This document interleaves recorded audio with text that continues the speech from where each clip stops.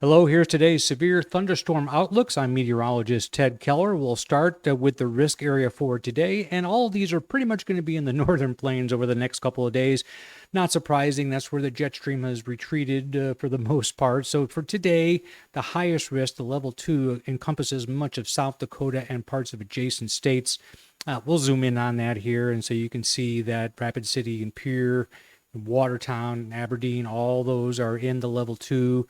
But a close runner-up would be Sioux Falls, into the Sandhills of Nebraska, those areas. And of course, that marginal risk surrounds that. There are two pockets of tornado risk, and I'll tell you what's interesting about that here in a second. But they have one area here, and mostly in South Dakota, parts of Wyoming and Montana. And then this area here that I've been watching for a couple of days now, that actually the Storm Prediction Center didn't pull a trigger on until today. And that runs from Des Moines down to just north of Wichita, all in northeast Kansas, Lincoln, Omaha included in that, St. Joe, and almost Kansas City. So this is an interesting development. So we look here on NATOcast for today. That puts it up at a 5% risk in about that same area, a little bit maybe smaller. But they also do that South Dakota risk area, but more patchy. Again, splitting hairs on that. Pretty much the same two risk areas, although this one, NATOcast, has a more significant probability on than this one. I think that's interesting. If we look at StormNet for tonight, this is for later on today. There is probably the highest risk of severe thunderstorms that could produce a tornado would be right in this area north of Emporia, right along I-70 there between Topeka and Manhattan, and up to around, not quite into around the Lincoln and Nebraska or Omaha area, but kind of tightly tucked there in southeast Nebraska and maybe a portion of Iowa as well. There is hail risk with this, as outlined here, with a 15% chance of a 1-inch hailstone or larger within 25 miles of any point. And in terms of the intensity, it leans heavy on the 1 to 2 inch area, with a high probability, almost over 80% chance that that's going to be the hail size.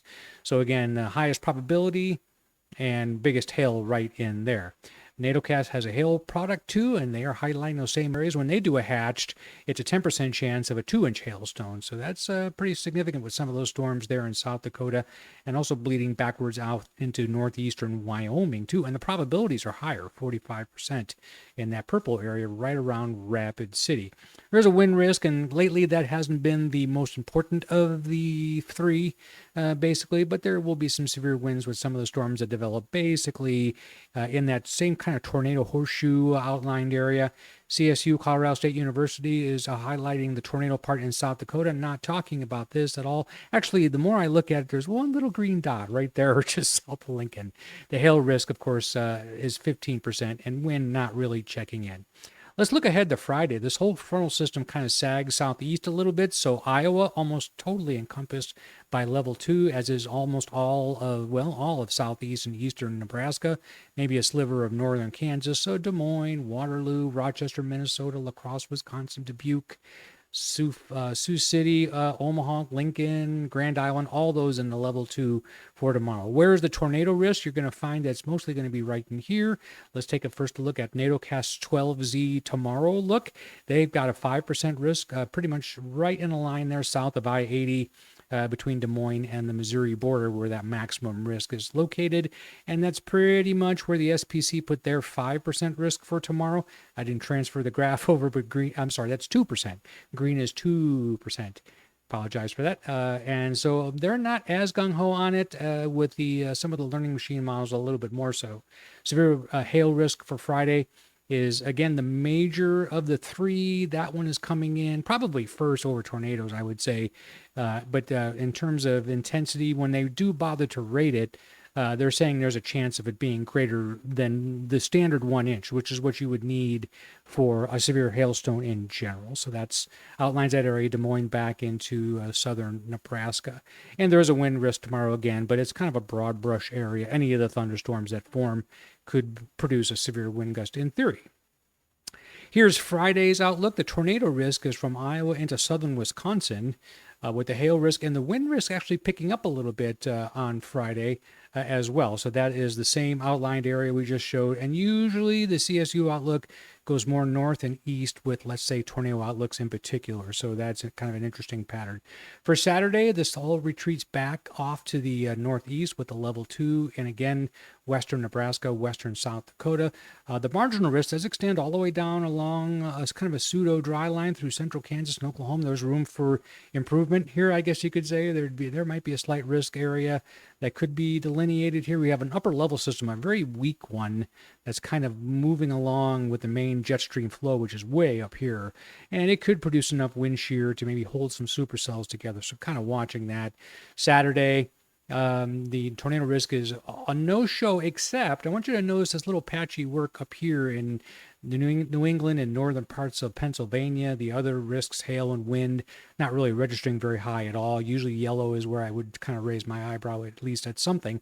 But I did want to show you StormNet puts a probability pretty, above 30%, right around Pittsburgh for Saturday. And this is 1 p.m. to 1 a.m. So that 12-hour period on the afternoon and evening hours of Saturday. So I think that's actually pretty interesting. On Sunday, the SPC goes back to North Dakota. Bismarck, Minot are both in this 15% chance for Sunday.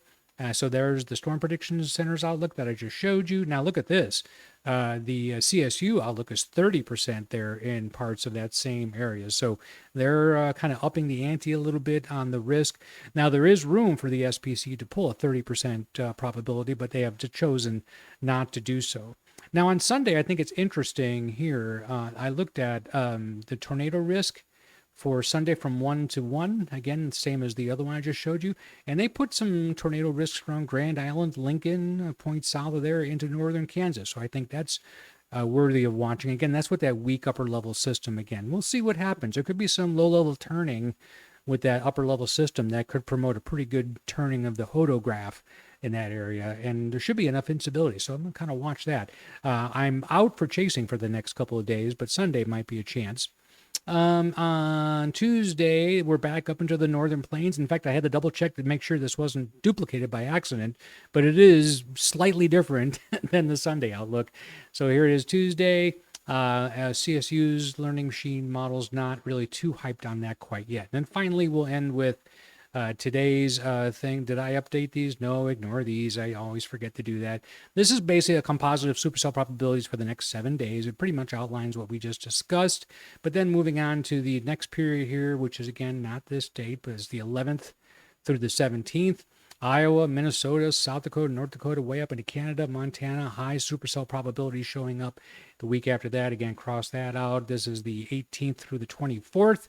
It really moves north into Nebraska, especially South Dakota, parts of Iowa, Minnesota, and again, Montana being favored once again.